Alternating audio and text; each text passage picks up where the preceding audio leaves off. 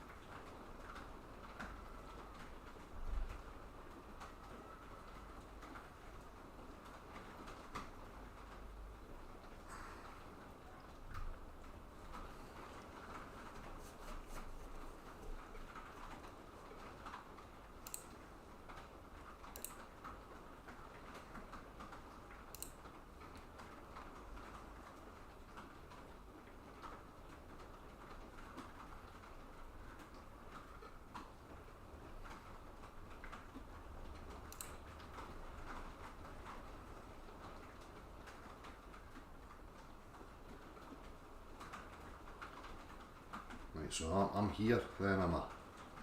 Does this continue to run? Just wanted to try something there. Right, so I'm back, this chat box is working. Is that me? Am I actually live on there? Is that some shite I said earlier?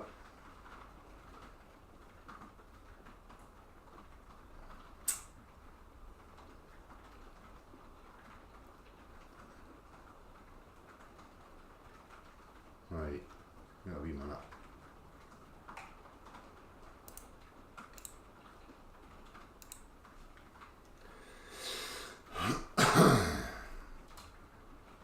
For fuck's sake.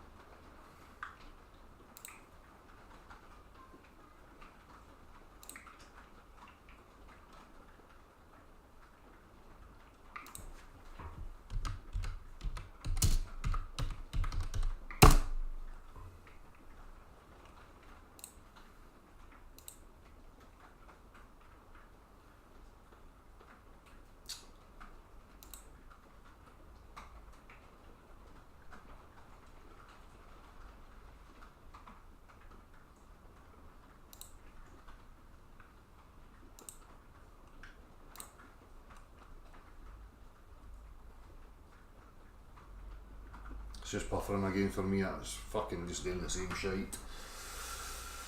Oh, fuck me. Guarantee you, as soon as I switch this off, everything's gonna work fine.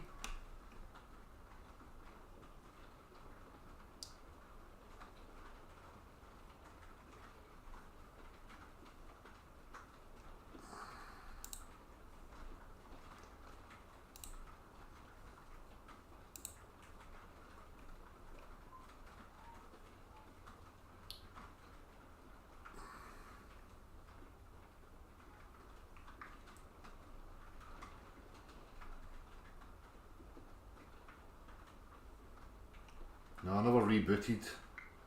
I just left the OBS running and changed the title.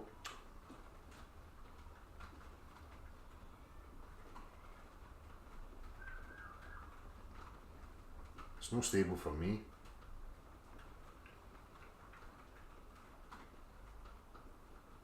It's no rebooting clean.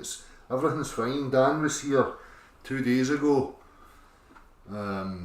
And everything's absolutely fine with the PC. There's no issues at all.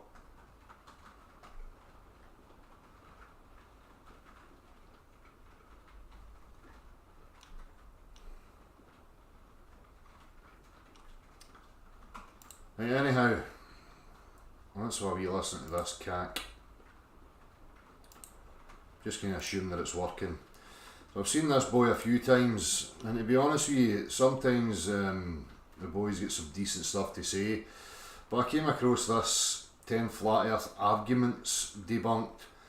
Now, first and foremost, I don't know if this boy will ever see this, but I invite him to come and have a discussion with myself, and we can see where that goes. But this was a response to people obviously claiming certain aspects, so I had a wee quick look at it. And again, what we'll see here is some contradictions in the reasoning of these people. Where they profess that they're skeptics and that they're intellects, this, that and the other, but sometimes they're just blinded by their own bias. And in this boy's case here, he fails to see that he always starts from an assumptive premise. And his assumptive premise, he probably justifies to himself through a fallacious reasoning of, you know, appeal to consensus and authority, because that's just the situation he finds himself in, because he's built up a name for himself within this kind of community of skepticism, but always within the parameters of what the mainstream narrative would be. So, you know, he's an advocate for mainstream narratives, and he offers up his apparent logic and reasoning, while at the same time displaying a serious amount of dishonesty. So, let me just have a quick check here. Still running. Good morning everybody, my name is Alex and I've just hit 20,000 subscribers. So that's cool. I was really not planning on this happening, or at least I wasn't planning on this happening today. So I would love to sit here and just express fully my gratitude to you. But I've got a lot to get through in this video, so I'm going to save that for my next video, which is going to be a Q&A to celebrate 20k. So if you have any questions, if you want to know... So you can see a factor here that would play a role in his bias, where he's aiming to be popular and have a successful channel. Now, when you want to talk about real truth usually is not very popular. So... my favourite food, or why I reject the one true God Almighty, leave it all in the description below or on my social media, and I'll answer as many as I can in my next video. But on to more pressing matters, I need to make an apology. I'm sorry, okay? A little while ago I made a response video to a guy called Pastor Greg Locke, and in part of the video I said that in regards to the scientific accuracy of the Bible, that the body, and it turns out that, well, at least according to this video, the Earth is actually flat. So yeah, I'm really sorry, I got that one wrong. So, you know, again, this term of flat and people taking it literally, that nobody that I know that's got any kind of, you know, level of rationale is asserting that the Earth is flat like a tabletop. You know, it's demonstrably level. Alex, I think your name is, It's your direct experience and it's my direct experience that we exist on the level. There is absolutely nothing in your everyday life that would suggest to you that you're standing upon an oblate spheroid. So if you're a skeptic, then I suggest, I'm quite sure you mentioned this about trying to be unbiased as you possibly can, yet we're going to see that you hold certain biases. I would suggest that you start from that footing and don't lend yourself to any appeals to authority or consensus on the matter, and deal with it from there. There's been quite a few of you suggest to me that I should tackle some of this flat earth stuff, because I think for some reason it's beginning to sort of pick up popularity, this flat earth society. For some reason, maybe again if you added some discernment in there and contemplated it a wee bit, you would think, well, maybe there's some merit to some of this. And I don't mean merit to these people who are professing that it's a pizza dish or a disc in space or something covered with a dome, or any of these preposterous cartoon straw man nonsense. I, Alex, the same as yourself, was born into a culture that told me where I was. Now, I assumed that to be the case for the majority of my life until I started to apply some real discernment and address the assumptions that I held to be true. So that you're clear, I do not make any professions to know what the full dimensions of Earth is. Okay? From where I am right now and applying actual physics, that being real world demonstrations of tangible substance, and my position is that I exist on a level plane right now. Now, if anybody like yourself or anybody from the cult of globular gibberish wants me to abandon what I can demonstrate for myself and my everyday, practical life in favour of a concept presented to me in 2 dimensions on a TV screen, that's up to you. But remember, the strong position right now is the position I hold. No you, or anybody else making claims about flat earths and this, that and the other. I am the questioner. So if you want to come and engage in a discussion and challenge yourself, be my guest. Which, if you don't know, is basically people who believe that we live on a flat earth rather than a globe. And I recently... That's not me. Came across this video called Flat Earth in 5 minutes, and it's actually a really good quick summary of pretty much all of the significant arguments for flat Earth. No, it's not. It doesn't even touch it, Alex. Again, it seems like you're cherry picking and going to areas where somebody's told you that's the case without proper investigation. So, hopefully it gets known to you that there's people like me out here who have a bit more to offer than just these claims. We can get to the nitty gritty. And I'm not any kind of expert. I've watched quite a few of these videos about flat earth conspiracies. They actually really interest me. But I'm just using sort of common sense and logic here. I don't have an extensive knowledge, so I'm... You've got common sense and logic. Well, common sense and logic would never take you to the point of thinking you lived on an oblate spheroid, Alex. As I say, there's nothing in your immediate direct experience of reality that would ever suggest that it's even remotely possible that you're standing on the exterior of an oblate spheroid. So I think your misuse of common sense and logic here is very telling. I'm just going to sort of go through this video and see what I can come up with. Water, when unmanipulated, is to find its level. So whether you look at a cup of water, a bathtub, a swimming pool, a lake, or the ocean, it's flat. Of course, natural motion is not considered and doesn't equal a... Again, it's know that it's flat. What we're talking about here is a substance. And when we observe this substance in the natural world, we can make certain predictions that we can then set about testing. And what we're testing is the makeup of this substance, what its physicality is, what its behaviour actually is. Now, when we test its behaviour, we find that it will take, it will flow on a decline. And if it meets resistance, it will dam up and it will fill any space that it can. And we say that it will seek its level, meaning that it will find the lowest potential state, energetic state that it can be in. That being that its free face, its free surface will form a horizontal, level, equal plane. That meaning level being that at any point that I take on that plane, will be equal in elevation to any other given point. Okay, so standing bodies of water will fill the void. They will seek the lowest potential energetic state. The surface will form a horizontal plane. That's demonstrable. That's demonstrable through physics, real world, tangible, practical play. It's not just that it's flat.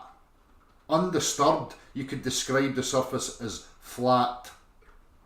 Curve. Now this is an argument that I don't actually hear very much on these conspiracy videos, because it's not a very good one when you consider the fact that the Earth is, it's quite large, really. Of course there's... So, here, this is where we start to see the dishonesty of this guy Alex here. It's not a very good argument. It's not an argument, Alex. It's a demonstration of a physical substance that you can only deny in favour of your image. Now again, you're making the statement and you're hand wave dismissing it, no addressing the tangible fact. You're hand wave dismissing it and making this assertions, showing us again that you're already starting from an assumption that you're now trying to defend, that you assume the Earth is a sphere without ever demonstrating that. Right? So you're assuming it's a sphere, you're assuming standing bodies of water can wrap and bend around this sphere, and then you're going to make the statement that it's so big. What does that mean, Alex? What is it about scale or size that's going to change the constituents, parts, the makeup of the physical substance known as water? What is it about increasing the scale that's going to change the physicality of that substance, Alex?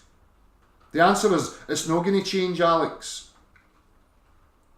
The demonstrations can be scaled. Unlike the globular Earth concept, any aspect of reality that is objectively there in reality can be true scaled. True scale modelling, meaning that it's comprised of the actual substances that you're professing to make a claim about or know about. So, you would have to be certain, Alex, that at some arbitrary, unspecified size that the substance takes on a new physicality, a new attribute, like something's been injected into it that now gives it this ability to behave contrary to what we know it does. So you're just kind of hand wave dismissing here. It's pretty weak and it's pretty pathetic, Alex, considering I've watched you, your attention to detail and other aspects. So I find it really difficult that you don't see the weakness and the flaw in your own reasoning here. There's going to be no perceivable curvature when you look at a minute part of the Earth's horizon. So this is just that. Again, he's just showing you, he's making the assumption that it already is, and then from that he's offering you rhetoric, religious gibberish to support his faulty position, which is based on an assumption that he's not addressing. So, a tiny wee minute bit that you're looking at, it's not going to be a perceivable curvature. And when you have pictures of like a glass of water or a bath or something, these things are independent of the Earth's horizon, so of course they're not going to be... What do you mean they're independent of the Earth's horizon? So here we see Alex trying to flip into visible, geometry and visible phenomena. What's the horizon got to do with the substance known as water, Alex? Absolutely nothing. Again, you're going to try and conflate visible phenomena and the geometry of visible phenomena with three-dimensional, tangible geometry. You can't do that, Alex. You have to separate the two. The world that you move around in 3 dimensions is totally different to how you perceive it through your spherical vision. So, it's the substance that we're interested in, Alex. No rhetorical gibberish and word salad about what that substance can perform. Demonstrate it, Alex. Subject to the curvature of the Earth. We have 0 authentic pictures of the Earth and they're all composites, and NASA even admits that they Photoshop Earth images. It is Photoshopped, but it's has to be. Okay, I think I've got 2 things here. Firstly is that if this was a logical argument, it wouldn't actually prove a flat Earth. All it would do is rebut an argument for a sphere. Totally agree, Alex, and the thing is here is, I don't know what you're going to say next, but what I would suggest to you, Alex, and the question that I would ask you, do you find it acceptable, and are you aware of the can of worms that you would be unravelling if I was to ask you the question, do you accept images as, you know, a reasonable way for you to make a discernment on what your reality is? Because I don't. I do not accept what I see two-dimensionally on a TV screen, Alex, as being any sort of justification for me accepting some part of my objective reality. Earth. And so even if your argument is a consistent and logical one, it doesn't actually prove your position. And secondly, just because an image has been altered in Photoshop doesn't imply significant falsehood or deceit. Okay? Doesn't matter, Alex. An image doesn't prove anything. An image, even if you go to the realms of science and the scientific method, you would never assert an image within that framework as being proof of anything, Alex. So again, I think you need to readdress these things because you're not really thinking about them clearly. Look at this photo, for example. This image that you're looking at right now has been photoshopped, but that doesn't mean that it's not an accurate representation of reality. All that it means is someone's taken the image into an image editor and adjusted the contrast or the hue or the saturation. The difference with the second one is that's accessible to everybody. This, you know, spherical image, this circle image that everybody sees is not accessible to everybody. Nobody ever sees the Earth as a sphere. Nobody experiences the Earth as a sphere. Nowhere. Absolutely nobody. The only place that you're experiencing it, Alex, is on a TV screen. And again, is an image enough for you and your supposed rationale and logical framework to accept that it's a fact? I highly doubt it, Alex. Whatever it may be. In fact, in doing so, they may have actually constructed a more accurate representation of reality than they would have had if they hadn't touched it at all. Think of it like a panoramic shot. When you take a panorama, all that's happening is you're taking multiple photos and they're all being stitched together into one big photo. See how he's constantly trying to defend his assumptive, you know, position? You can see it clearly here that this boy is not a skeptic in every avenue. Here we see a bias. The same thing happens with NASA's photos of the Earth. It's very difficult to photograph the Earth. And so of course there's going to be composites. How is it very difficult to photograph it, Alex? If you say you were 230 odd thousand miles away, you can see the whole fucking thing. Right?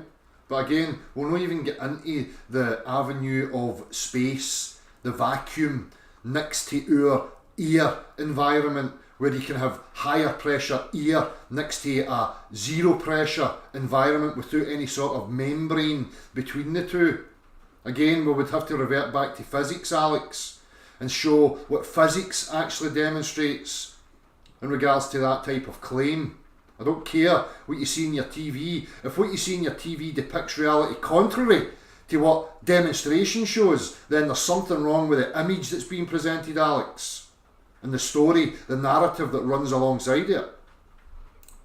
But in doing so, all they're doing is creating an accurate representation of the Earth. But I'll grant you this, however unlikely or improbable it is possible that NASA has just completely faked these images. But like I said before... Well, let's go to reality for that, Alex, and see what reality shows us. As I said to you a minute ago, test the substance known as water. You show us some physical demonstrations. And I don't mean just looking with your eyes and making assertions. Okay, we'll get to that. This doesn't actually prove your position, so let's move on. On numerous occasions, NASA admits that we can't go beyond low Earth orbit, which is between 99 miles and 1,200 miles away. The interesting thing is that the moon is said to be 238,000 miles away, which is a difference of 236,800 miles. NASA have indeed made it quite obvious that to go beyond low Earth orbit is quite inconvenient. But it's not impossible. It's really just a cost and safety kind of thing. Without the motivation of something... I would say it's impossible. Because they're claiming that there is no membrane between us and our air gas environment and the non-gaseous, zero pressure environment of the vacuum of space. What does physics tell you about that claim, Alex? Real physics. No theoretical word salad physics and the imaginations of mathematicians. Like the Cold War, which arguably was the driving force behind Apollo 11, NASA can't really... See, here we go, you know, just spewing the official narrative. How do you know what their incentives were and their motives, Alex? Huh? Again, I don't see much scepticism here. I just see a willingness to go along with a bias. Now you have to address what that bias is and why it's there and why you're not strong enough to address it properly. Is it just because you've got yourself in a position and you don't want to lose the limelight or the regard that people hold you in?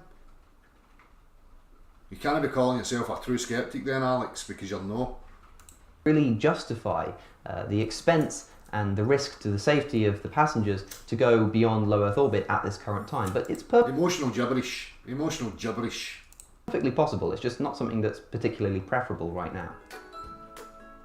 No matter if you're on the ground, on top of a building, a mountain, a hot air balloon, an airplane, or looking at high-altitude amateur balloon footage, the horizon never fails to rise right to your eyes. Again, do bear in mind that the Earth that we're all on is quite a big one. You'd have to go significantly high. See, here we go again. This is back to the religious type mantras that they offer up.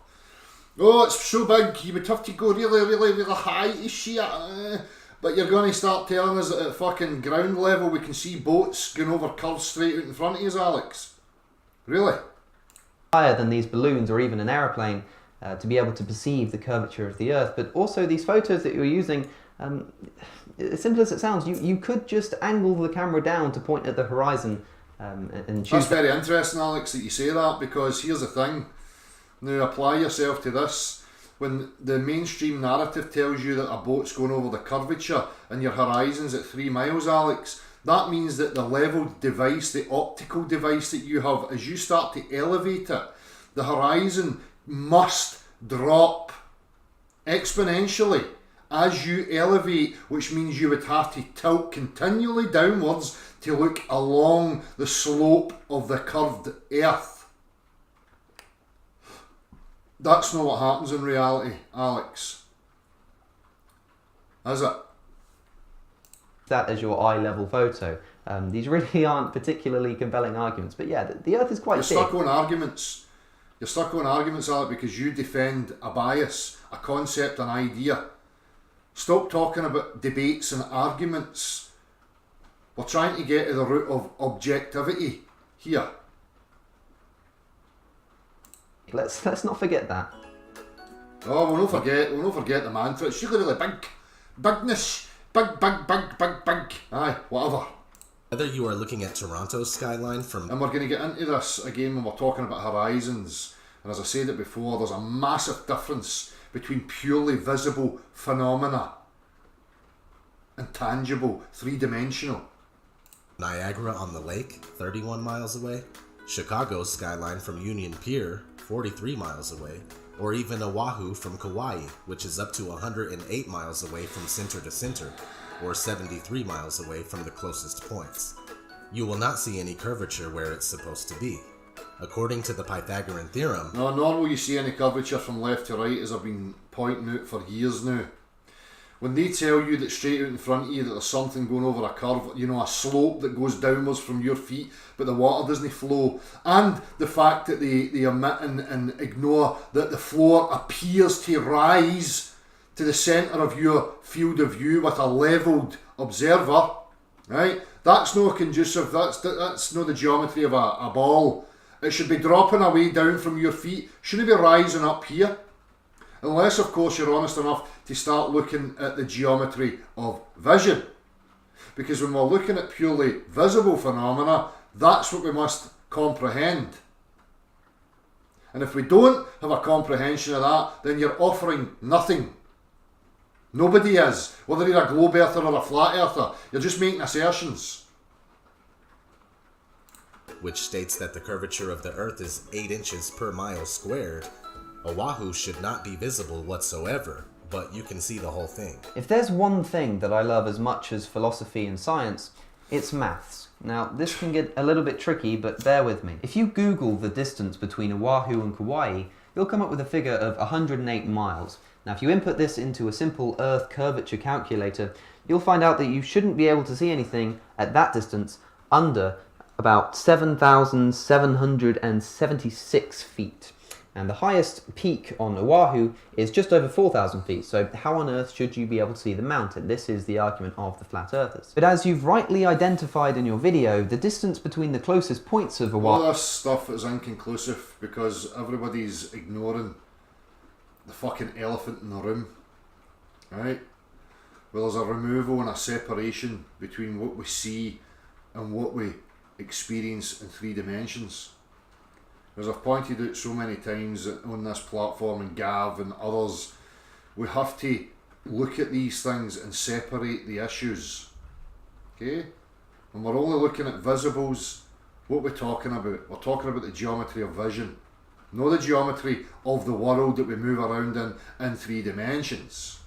The two of them are separate. Oahu and Kauai is only 7... The 3-dimensional world is, Euclidean. Fact. Every aspect of it is Euclidean.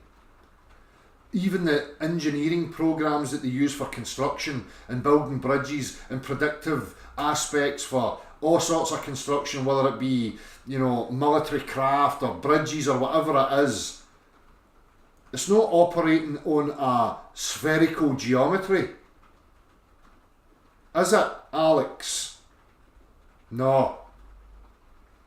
It's using a Cartesian grid reference where we have horizontals and verticals that intersect each other at 90 degrees.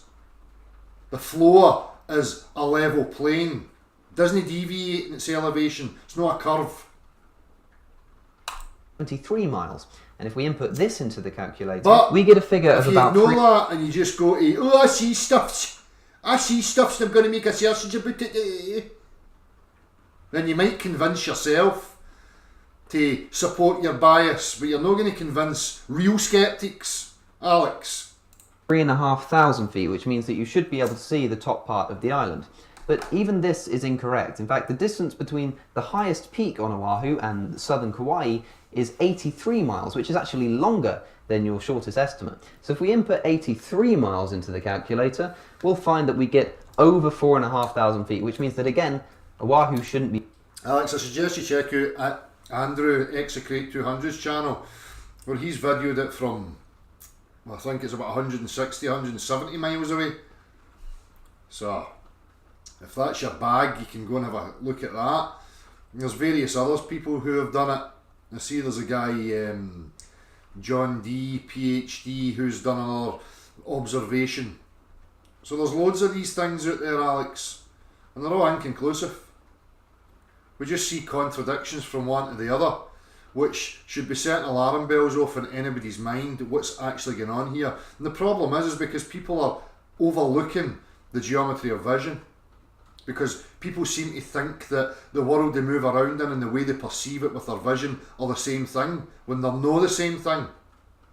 Be visible, but there's one thing that you're not considering, and that's the elevation of the observer.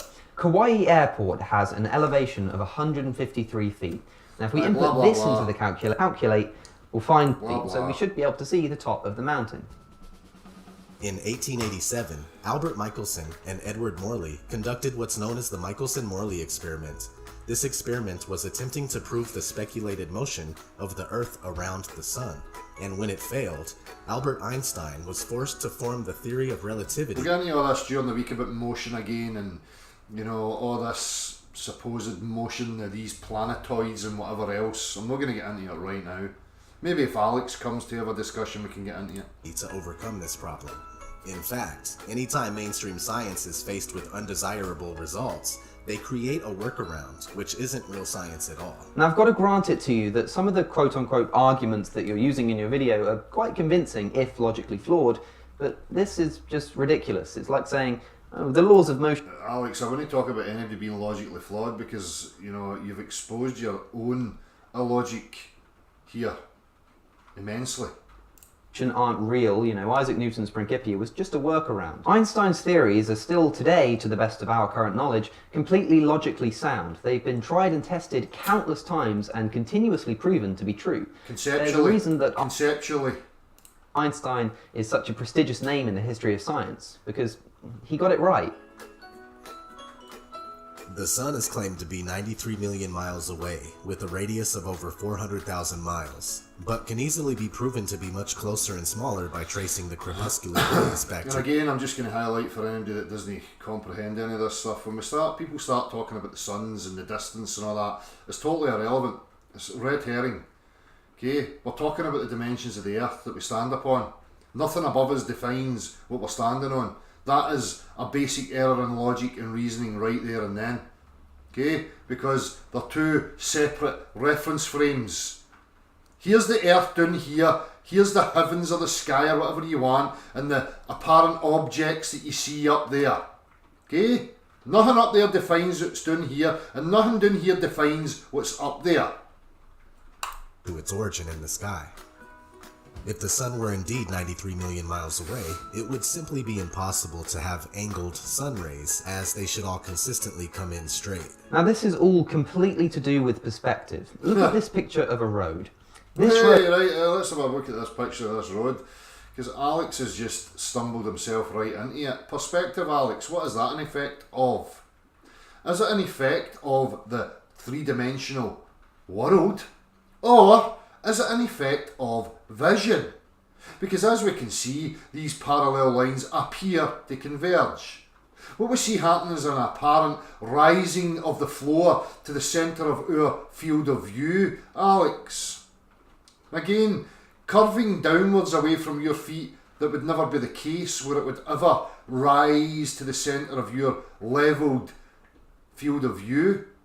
That would be a geometric impossibility, Alex. So, now I hope you understand, you comprehend. Although you're using words like perspective, I don't think you've fully looked into it yet to see and ask the question, what is perspective a property or an effect of? Because it's certainly not in the real world. If we put a measuring tape from one end to the other and we walked that, you would find that these parallel lines would be the same distance all the way up, but yet they appear to converge. Wonder what's happening here. The road is completely straight. The lines on either side of the road are parallel to each other and running in a straight line into the distance. But from our perspective, it appears as though they're getting closer and closer together, forming some kind of triangle to a singular point in the distance. Yes, Alex, and now you're starting to uncover what the globe model is actually based upon, right? This is exactly the same thing that's happening with the sun. The light rays are coming in straight lines parallel to each other, or perceivably parallel, given how far away the sun is. How far away is it? How far away is the sun, Alex? Again, are we seeing your assumptions here? Because of our perspective, and because they're coming towards us, it appears as though they're diverging. Have you ever looked at a meteor shower? Because if you have, you'll notice that in the sky it looks as though all of the meteors are coming from a singular point in the sky and spreading out as they come towards you. But if you understand basic astronomy, you'll understand that... Well, that's the same thing when you're talking about vision, Alex, that makes it look as if the sky is domed wherever you move, right? That would give, gullible, ignorant people a bias to think that they're standing on a sphere, right? When really it's just your perspective bubble, right? A meteor shower is simply flying bits of rock going through the atmosphere and burning up in the sky. And they're travelling pretty much parallel to each other, but because, again, of our perspective, because they're coming from further away and they're starting back here, as they come towards you in a parallel line, it looks as though, as my fingers look like they're getting further apart across the screen, but they're actually travelling... So Alec knows there's an issue here with vision, right? So he wants to start applying that and start to see that every single claim from the globe is playing upon people's misunderstanding, miscomprehension of vision, right? Oh, look, there's a boat going over curvature. Look up there, there's a circle in the sky. 2,000 years ago, a man with sticks. And number one proof says I've got a picture on my TV screen. Straight line, they're diverging because of our perspective. And so it may look as though the sun rays coming down from the sky can be angled back to a singular point quite close. If you consider perspective, the sun is actually a lot further away. According to the globular theory, a lunar eclipse occurs when the sun, earth, and moon are in a direct line. but it is on record that since about the 15th century, over 50... This is brilliant. He's going to cite, I'm sure he cites some paper, and I had a look at it, and their magical word, refraction.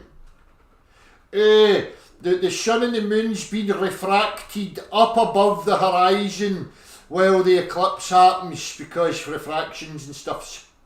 Eclipses have occurred while both the sun and moon are visible above the horizon. F.H. Cook, The Terrestrial Plane. Now, when I first heard this, I thought it probably just wasn't true. It just didn't make any sense. That's because you fucking got a serious bias to your brainwashing, Alex, son. Serious fucking bias you've got. Out that, yeah, this is an occurrence that can actually happen. But it turns out this doesn't actually disprove a globe Earth. There's a pretty good article on space. Nothing above us defines the Earth, Alex. I would love to see you applying your logical gibberish and trying to assert that anything above us defines what we stand upon. You don't have a leg to stand on in that regard, Alex. So I suggest you just cut all this crap out. Which explains this, and of course I'll leave a link in the... He's left a link. Let's just see, right? Let's see.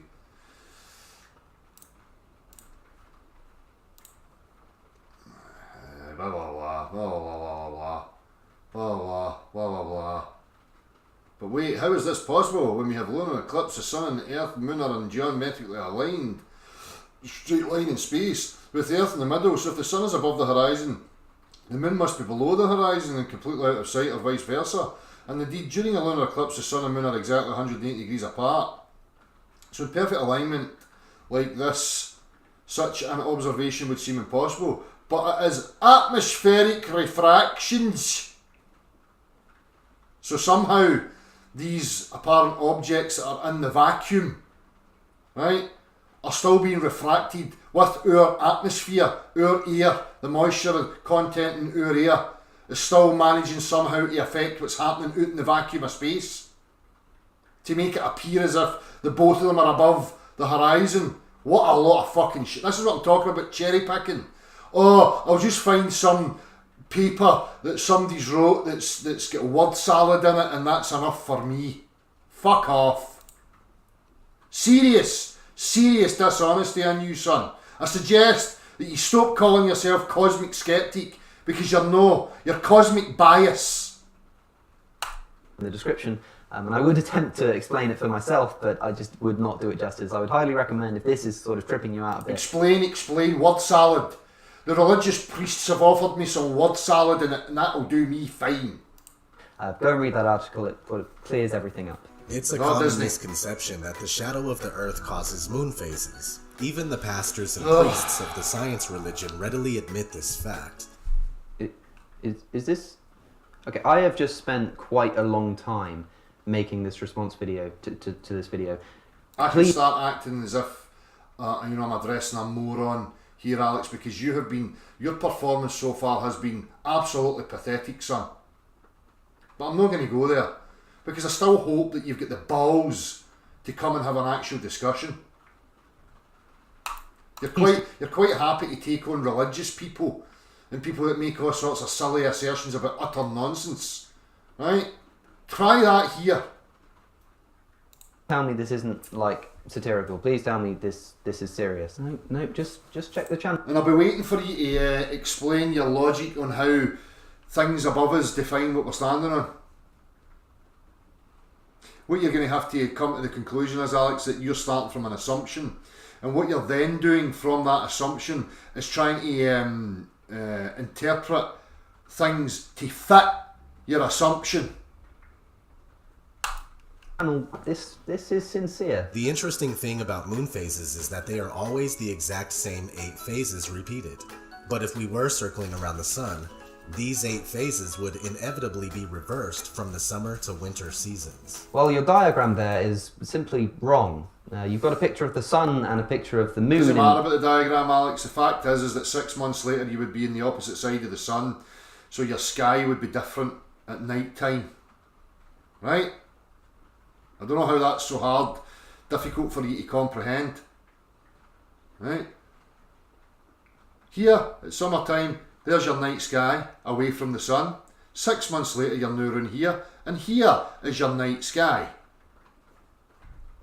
Varying positions around a circle next to the sun, but the lighting that you've given to the moon is just wrong. You have a shadow on. Oh, well if you done, look at you the picked bottom up moon on a fucking flaw in his diagram. Wonderful.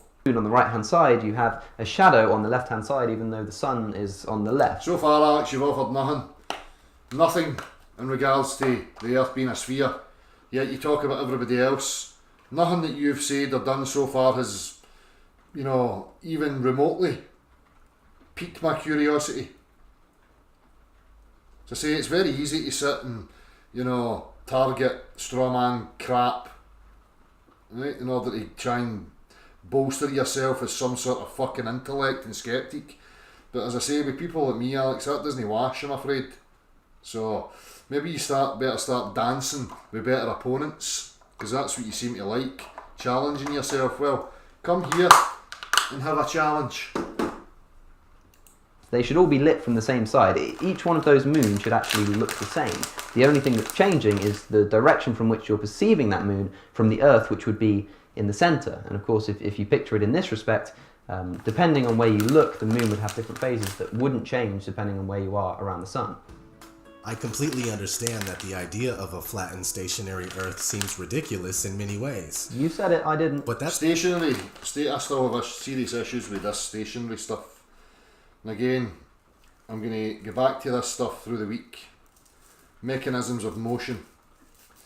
How we have direction, this, that and the other. Because the only way that stationary would work is if we have a top-down flow of some kind. Okay? Now we would have to be looking at what could possibly be. As I said it the last time, I'm entertaining the notion or the idea of it being some sort of sound, right, and the effect that sound frequency can have on matter. But we'll have a look at that through the week. That's only because we are taught the false globe model from the very first time that we enter a school classroom.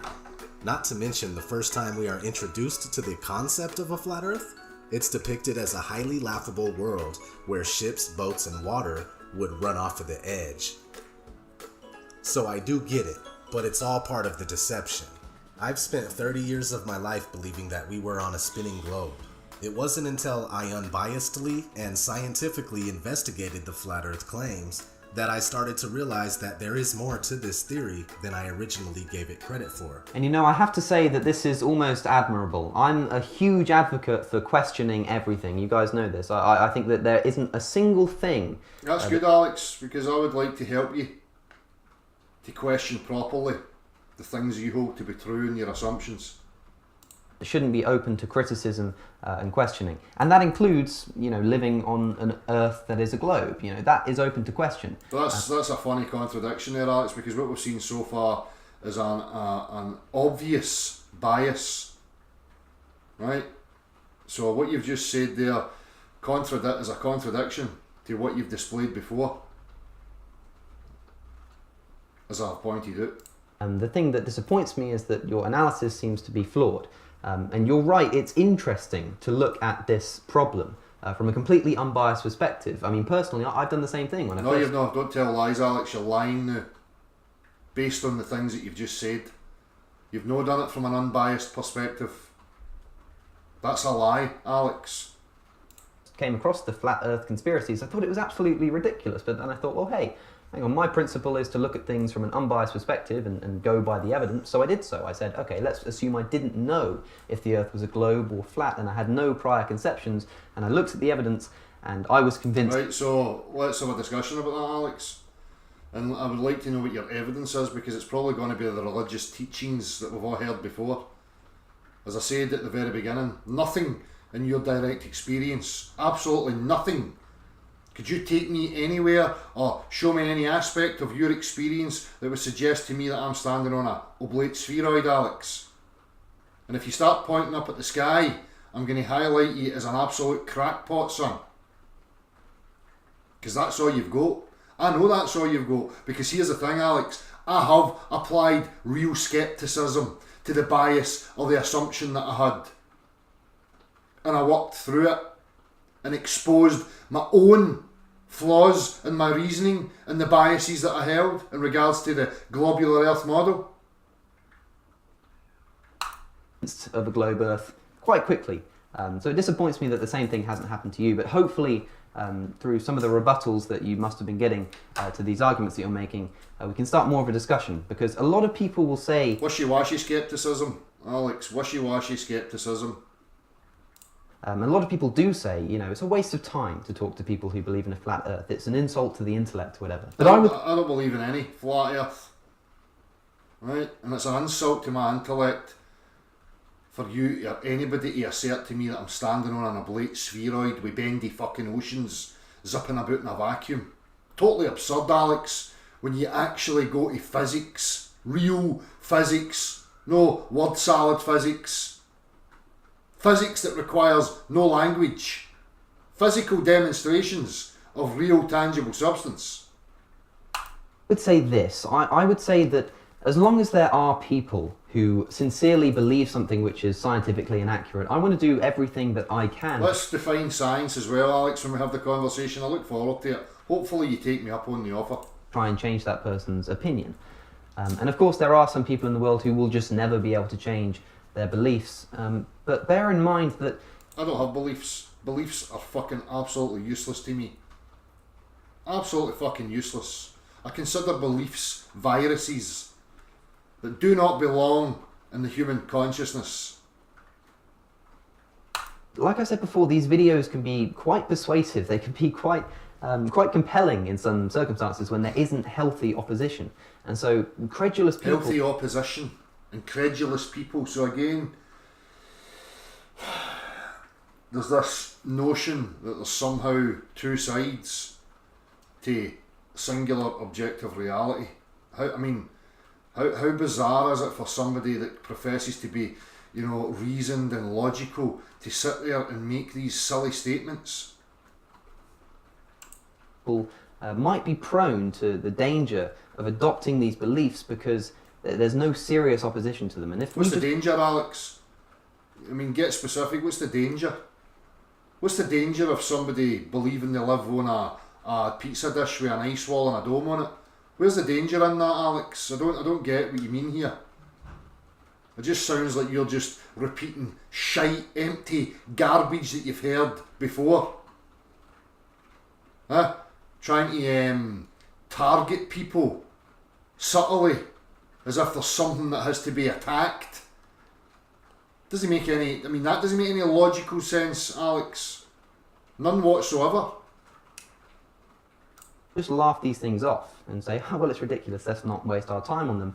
Then people who are beginning to become seduced by flat earth conspiracies, for instance, are starting to go down... People have been seduced by utter nonsense pseudoscience that I will help you to see, Alex, if you're honest the way that you say you are. But so far, I'm not seeing much honesty. On a very dangerous path, and if there's no serious... There it is again, dangerous path. Where's it? How's it a danger? In what regard do you mean it's a danger? A danger to what exactly? Be specific. Opposition to pull these people back to reason, then they might just fall all the way down the rabbit hole, and that's not something which I particularly want to happen. I don't want the people... rabbit hole of fucking black holes and fucking multiverses and fucking... Oh, that's gibberish that your cult offers out. Mathematical gibberish. There's the danger, Alex, because it has stifled us. Taking us into the realms of abstract, conceptual, fucking crackpot lunacy. Talking about things that are no tangible. People who are agnostic about this issue to fall on the side of illogic. And so that and he's obviously displaying he's got a messiah complex, that he thinks he's the intellect to save these bewildered people from their apparently dangerous path of no believing that it's a globe they live on.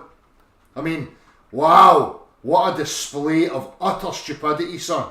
Should be ashamed of yourself. Is why, despite how ridiculous flat earth conspiracies might seem to be, they are dangerous, and I think that we should still try and dangerous to you. But anyway, just... Again, I'm going to keep hammering this. There you see his message. What's he talking about? He's just heard this crap and he's not even contemplated what he's actually saying. Dangerous in what regard? Would love you to clarify some of this stuff, sir. Before I go, I do want to say another massive thank you for 20,000 Oh, subscribers. fuck off, you fucking begging idiot.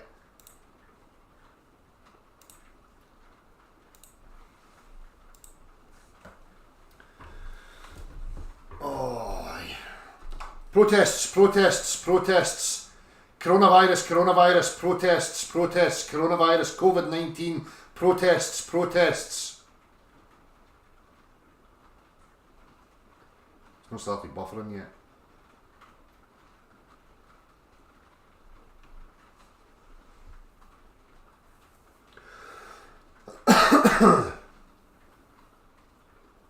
Yeah, exactly. YouTube 20,000 gibbons.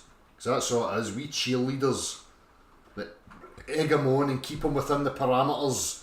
The expectation parameters. You know, because he's put himself in there. And he wants to hold on to it.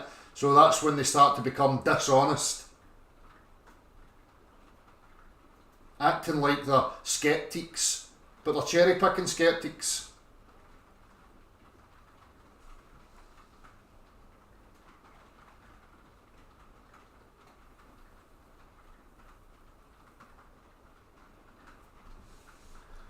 Don't know, Siddy. Hold on, where am I here? Oh, I'm on mines. Am I still sharing? Wait a minute.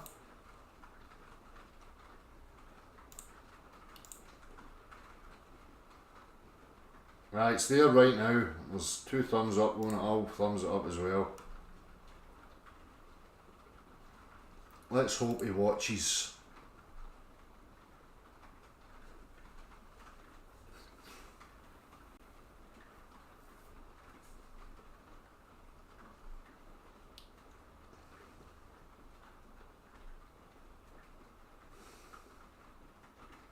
Right, so as I say, when you start applying things like the trivium and you comprehend it, and again I'll talk a bit more about it in the future because I don't want it to be something that people treat as some complex thing.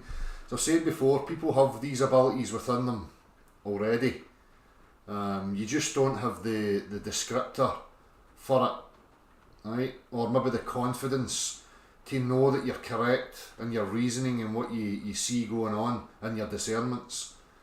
So don't treat it as some academic fucking study that's to terrify you, because you already have it. Again, these things like the trivium never manifested from the fucking ether for people 2,000 years ago. It was already within. And all they did was devise a way to express it in a structure, language, symbols, whatever it may be. So it's not the stuff, the literature, that's the thing. It's already within you. You just need to understand and comprehend how to utilise it, unlock it, and be confident in it.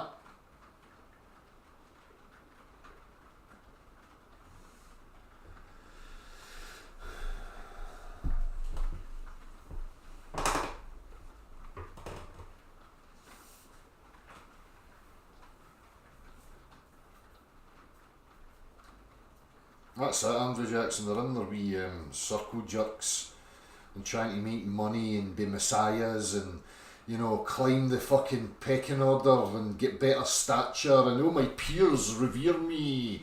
I am accepted within this derpy little fucking circle jerk. Oh, aren't I wonderful? No, you're a fucking absolute spastic.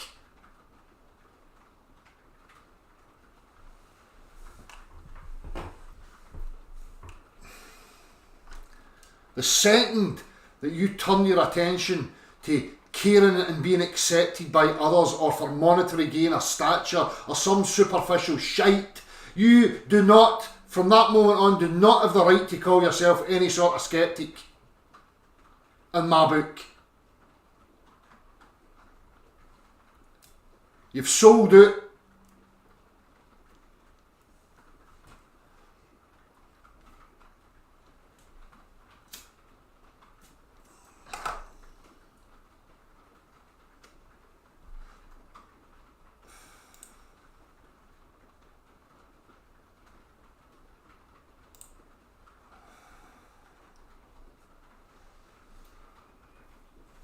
close to that right now.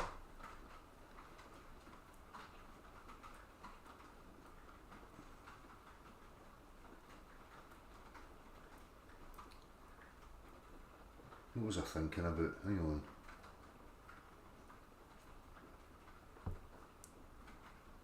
Aye, so it was along the lines of what I was talking about the last time. You know, I mentioned ether there a minute ago, and you know, the question comes to me continually.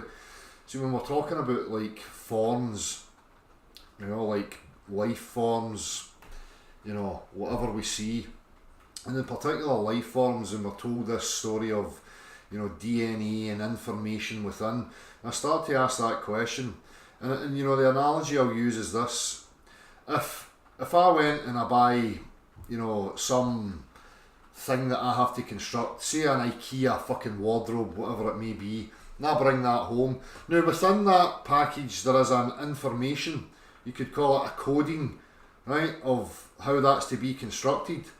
But just because the information's there within the package doesn't construct it. What it requires is an outside influence, right? So it has this certain, you know, structure of how it has to be constructed. But what it requires is me on the outside to construct it. So I started to ask the question of that. Do we contain some sort of, you know, coding, but that coding relates to the ether, something out here, and it's out here that constructs the biological life or the forms that we see, rather than it being some internal thing that's happening. It's like a two-way situation that's going on. Another analogy I can use is like the radio. You know, within the radio there's a world there, and it's set up in a certain way that it can receive certain signals. But nothing inside that radio is aware of me in the outside that arranged it or constructed it or gave it its limitations and what it can perceive and what it can, you know, decode. So the very same thing, using that analogy, could be happening with us. The constructor, the thing that constructs this, could be out with it. We don't have the capacity to experience it or be aware of it. But at this very moment, it's responsible for constructing us.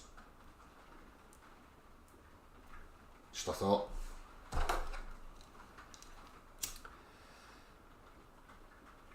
Anyhow, I don't have much more to say.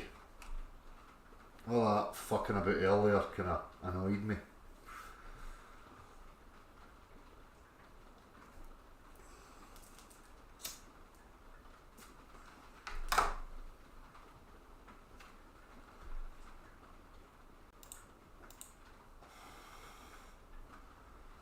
Right, anyway, people, I'm off ski pops.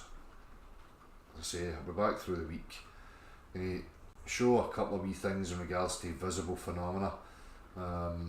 Talk a wee bit about that. We'll begin back to things like gravity, where we get direction, how we get weight. Because, you know, that woman that I done before, what's her name? Sabine Hossenfelder, talks about, is gravity a force, what is weight, yada yada. So I'm going to be discussing some of these aspects again, because the globular earth model doesn't like it, and I like to rub salt in the wounds every now and again just to remind them. So we'll be talking about nonsense like pulling forces and all this gibberish, and talking about the mechanisms like in the realms of physics, or how we achieve motion, direction, what is weight, all these types of things.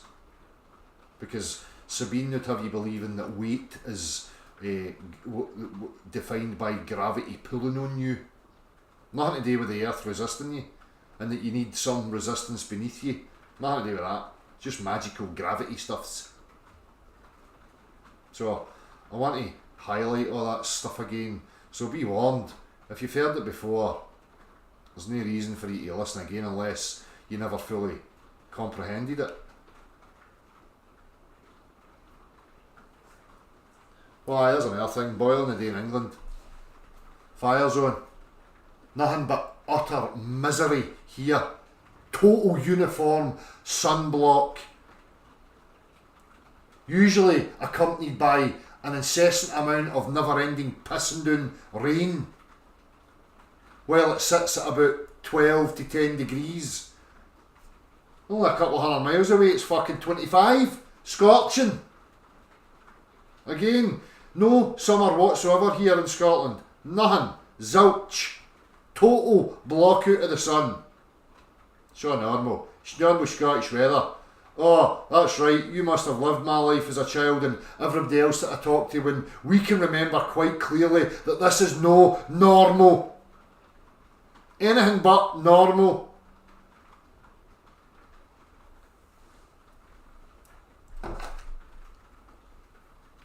So, see you soon. Take it easy, people.